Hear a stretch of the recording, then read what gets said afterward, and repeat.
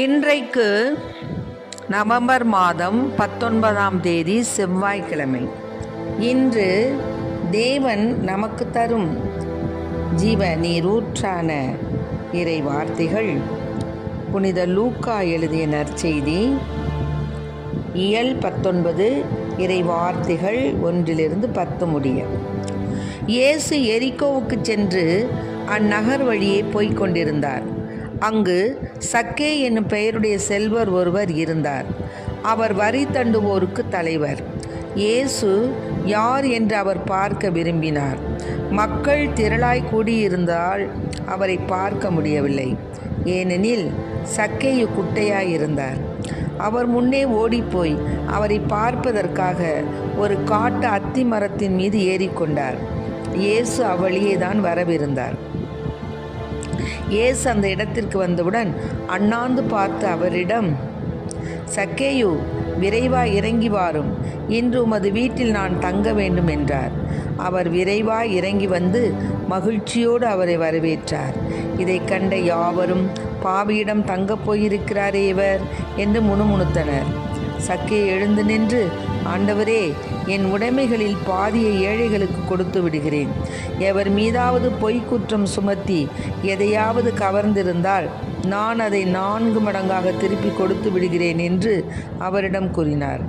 இயேசு அவரை நோக்கி, இன்று இந்த வீட்டிற்கு மீட்பு உண்டாயிற்று, ஏனெனில் இவரும் ஆபிரகாமின் மகனே. இழந்து போனதை தேடி மீட்கவே மானிட மகன் வந்திருக்கின்றார் என்று சொன்னார். ஆண்டவரின் அருள்வாக்கு. கிறிஸ்துவே மக்கு புகழ். அதிசயங்கள் செய்கிறவர் நம் அருகில் இருக்கிறார். அற்புதங்கள் செய்கிறவர் என்றும் நமக்குள் வசிக்கிறார். அதிசயங்கள் செய்கிறவர் நம் அருகில் இருக்கிறார். அற்புதங்கள் செய்கிறவர் என்றும் நமக்குள் வருகிறார். தண்ணீரை இரத்தமாய் மாற்றினார் அதிசயம். எகிப்து தண்ணீரை இரத்தமாய் மாற்றினார் அதிசயம். வெறும் தண்ணீரை திராட்சை ரசமாய் மாற்றினார் அதிசயம். வெறும் தண்ணீரை திராட்சை ரசமாய் மாற்றினார் அதிசயம். அதிசயங்கள் செய்கிறவர் நம் அருகில் இருக்கிறார். அற்புதங்கள் செய்கிறவர் என்றும் நமக்குள் வசிக்கிறார். என்றும் நமக்குள் வசிக்கிறார்.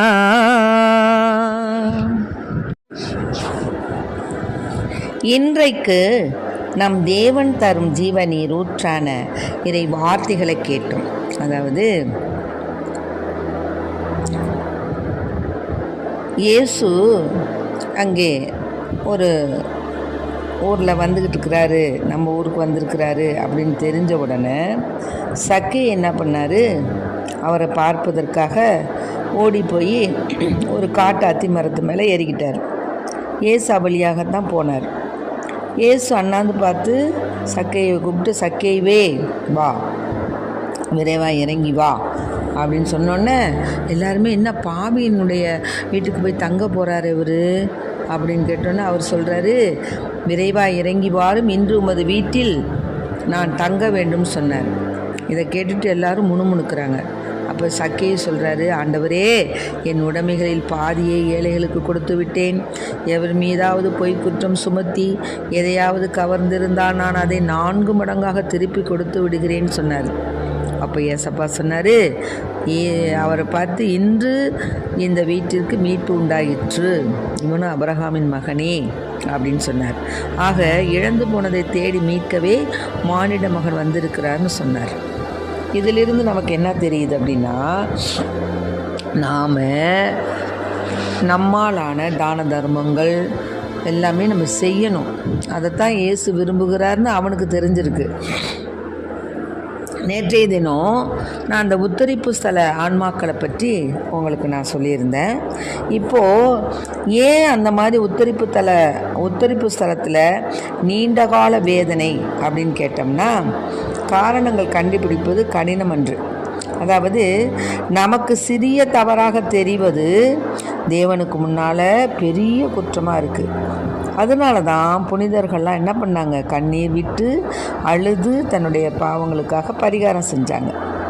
நாம் பலவீனர்கள், பாவத்திற்கு வற்புறுத்தப்பட்டு இருக்கலாம், உண்மைதான். ஆனால் பலவீனத்திலிருந்து மீள கடவுள் நமக்கு அபரிதமான வரங்களை பொழிஞ்சிருக்கிறார். மேலும் நமது பாவங்களின் விளைவுகளை காண போதுமான அறிவையும் கொடுத்திருக்கிறார். இந்த பலவீனத்தை வெல்வதற்கு தேவையான உத்திகளையும் கொடுத்திருக்கிறார். இருந்தும் தொடர்ந்து நம்ம என்ன செய்கிறோம், பலவீனர்களாகத்தான் இருக்கிறோம். முற்றிலும் அது நமது பொறுப்பு தான். நாம் என்ன செய்கிறோம், கடவுள் தரக்கூடிய பலத்தையும் வரத்தையும் பயன்படுத்துறதில்லை. அப்போது நாம் போதுமான அளவு ஜெபிப்பதில்லை. அதனால தான் கடவுள் தரும் தேவதர்விய அனுமானங்களை முறையாக பெற்று பயனடையாமல் போகிறோம். இரண்டாவது என்னென்னா, பிரபலமான மறைநூல் வல்லுநர் சொல்கிறாரு, ஒரு சாவான பாவத்திற்கு தண்டனையாக ஆன்மாக்கள் நித்தியமாக நரகத்திற்கு தள்ளப்படுமானால் தெரிந்தே கணக்கற்ற அற்ப பாவங்கள் புரிந்த ஆன்மாக்கள் நீண்ட ஆண்டு உத்தரிப்பு ஸ்தலத்தில் வேதனை அனுபவிப்பது வியப்புக்குரியதன்று. அதாவது சாவான பாவம், அதுக்கு தண்டனையாக ஆன்மாக்கள் நித்திய நரகத்திற்கு தள்ளப்படுமானால் தெரிந்தே, நம்மளுக்கு இந்த பாவம்னு தெரிஞ்சே நம்ம செய்யக்கூடிய அநேக அற்ப பாவங்கள் என்ன ஆகுதுன்னா, உத்தரிப்பு ஸ்தலத்தில் வேதனை அனுபவிப்பது மிக நீண்ட காலமாக ஆயிடுமா. அதனால தான் பல ஆன்மாக்கள் சாவான பாவமும் செய்திருக்கலாம். அதற்காக சிறிதளவே வருத்தப்பட்டு சிறிது பாவ பரிகாரம் செய்திருக்கலாம், அல்லது அதுவும் செய்யாமல் இருந்திருக்கலாம். ஆக பாவ மன்னிப்பின் மூலம் குற்றங்கள் மன்னிக்கப்பட்டிருந்தாலும் இந்த பாவங்களுக்கு செலுத்த வேண்டிய அநித்திய அபராத கடன் தீராததால் உத்தரிக்கிற ஸ்தலத்தில் வேதனை அனுபவித்தே தீர வேண்டும். மனிதர் பேசக்கூடிய ஒவ்வொரு வீண் வார்த்தைக்கும் தீர்ப்பு நாளில் கணக்கு கொடுக்க வேண்டும். மனசில் வச்சுக்கோங்க, மனிதர் பேசக்கூடிய ஒவ்வொரு வீண் வார்த்தை, நம்ம எவ்வளோ பேசுகிறோம் ஒரு நாளைக்கு, அவ்வளோ பேசுகிறோம். நம்ம குடும்பத்தில் கணவன் மனைவி பேசுகிறோம், மனைவி கணவனை பேசுகிறாங்க, பிள்ளைகள் தங்களுக்குள்ளார சண்டை போட்டுக்கிறாங்க, இன்னும் பெரியவர்கள் என்ன செய்கிறாங்க, அடுத்தவர்களை பற்றி பேசுகிறாங்க, மாமியார் மருமகளை பற்றி பேசுகிறாங்க, மருமகள் மாமியாரை பற்றி பேசுகிறாங்க, நாத்தனார் மாதிரி பேசுகிறாங்க, சம்பந்தபுரத்தாரை பேசுகிறாங்க, இன்னும் நம்மளோட இருக்கக்கூடிய ஃப்ரெண்ட்ஸுங்க ஒருத்தருக்கு ஒருத்தர் பேசிக்கிறோம், அண்ணன் தம்பி பேசிக்கிறோம், அக்கா தங்கச்சி பேசிக்கிறோம். ஆக இப்படி ஒவ்வொரு வீண் வார்த்தைக்கும் தீர்ப்பு நாளில் கணக்கு கொடுக்கணும். அதனால நம்ம பேசுகிறத யோசனை பண்ணி பேசணும் என நமது ஆண்டவர் கூறுகிறார். மேலும் கடைசி கணக்கை செலுத்தும் வரை சிறையிலிருந்து செல்ல இயலாது அப்படிங்கிறதையும் சொல்கிறாங்க. கடைசி கணக்கை நீ சொல்கிற வார்த்தைக்கு கடைசி வரைக்கும் நீ பரிகாரம் செஞ்சே ஆகணும், அதிலேருந்து மீள முடியாது. புனிதர்கள் குறைந்த அளவில் சிறிய பாவங்களை புரிந்திருந்தாலும் அதற்காக அதிக அளவில் வருத்தப்பட்டு கடுமையான தவ முயற்சிகள் மேற்கொண்டனர். ஆனால் நாம் என்ன செய்கிறோம், கடுமையான பல பாவங்கள் புரிஞ்சிருந்தாலும் அதுக்காக சிறிய அளவிலே வருத்தப்பட்டு தவ முயற்சிகளும் சிறிதே செய்கின்றோம், அல்லது அதுவும் செய்வதில்லை. ஆகவே அன்பு பிள்ளைகளே, நாம் செய்த குற்றம் குறைகளுக்கு நாம் தான் பொறுப்பு. இங்கேயே இந்த உலகத்திலே நாம் செய்த குற்றம் குறைகளுக்கு மன்னிப்பு கேட்டு ஆண்டவரிடத்தில் மன்னிப்பு வாங்கி அதுக்கு தகுந்த பரிகாரம் செய்து தகுந்த பரிகாரங்களை செய்து நல்ல பாவசிங்கத்தனை செய்து நம் பாவங்களுக்கு பரிகாரம் தேடணும். அப்படி இல்லாமல் சும்மா நம்ம பாட்டுக்கு செய்கிறதெல்லாம் செஞ்சுட்டு கேட்குறதெல்லாம் கேட்டுட்டு நம்ம பாட்டுக்கு பேசாமல் இருந்தோம்னா அதனால் எந்த பிரயோஜனமும் கிடையாது. ஆகவே நாம் செய்த குற்றங்களை நினைத்து நம் பாவங்களுக்காக இப்போவே நம்ம என்ன செய்யணும்? கடவுளிடத்தில் மன்னிப்பு கேட்கணும். மன்னிப்பு கேட்டு அதன் பயனாக நம்ம கடவுளுக்கு பிரியமான பிள்ளையாக வாழ நம்ம சிந்திக்கணும். இது மாதிரி சிந்திக்காமல் போய் தான் உத்திரிக்க ஸ்தலத்தில் நிறைய பேர் அவதிப்படுறாங்க அப்படின்னு ஆண்டவர் அப்படின்னு சொல்கிறாங்க. ஆக நாம் கடவுளுக்கு பயந்து நாம் இப்போவே என்ன செஞ்சுக்கணும்? உத்திரிக்கு ஸ்தலத்தில் போய் நம்ம வேகாமல் இப்போவே நமது ஆன்மாக்களை பரிசுத்தப்படுத்திக்கணும். அந்த மாதிரி உத்திரிப்பு ஸ்தலத்தில் போன ஆன்மாக்களுக்காக நம்ம என்ன செய்யணும்? அவர்களுக்காக நம்ம வேண்டிக்கணும். திவ்ய பலி பூசை காணணும். அப்படி இல்லைன்னா திவ்ய பலி பூசை ஒப்பு கொடுக்கணும். மனவழிய ஜபம் அடிக்கடி நம்ம சொல்லணும். 1000 500 200 இயேசுவே இயேசுவே இயேசுவேன்னு சொன்னாலும் சரியாக போச்சு. இல்லை இயேசுமரி சூசன்னு சரியாக போச்சு. இல்லை இயேசுவே எங்கள் மீது இரக்கமாயிரும் தாவீதின் மகனே. இந்த உத்திரிப்பு ஸ்தலத்தில் இருக்கக்கூடிய ஆன்மாக்களுக்கு நித்திய சாந்தி கொடுங்க, இப்படியா வேண்டிக்கணும். ஆக ஜபதபங்கள் செய்யணும், தான தர்மங்கள் செய்யணும்.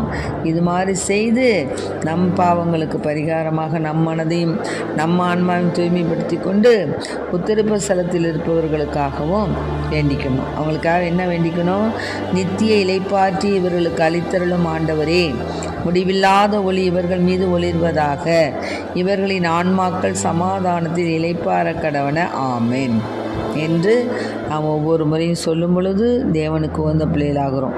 அதனால தான் திவ்ய பலி பூசை கண்ட உடனே பக்கத்தில் கோவிலுக்கு பக்கத்தில் கல்லறை தோட்டங்கள் இருந்தால் அங்கே போய் அங்கே மரித்த ஆன்மாக்களுக்காக வேண்டிக் கொண்டு ஒரு கர்த்தர் கற்பித்த ஜபம், ஒரு அருள்நெறி மந்திர ஜபம், ஒரு தந்தைக்கு மகனுக்கும் திருத்துவ ஜபத்தை சொல்லி பரிசுத்த பாப்பானவர் நேர்த்த சுகிர்த கருத்துக்கு நிறைவேறத்தக்கதாக வேண்டிக் கொள்வோம் அப்படின்னு சொல்லி நம்ம வேண்டிக்கிட்டோம்னா ஒரு பரிபூர்ண பலன்.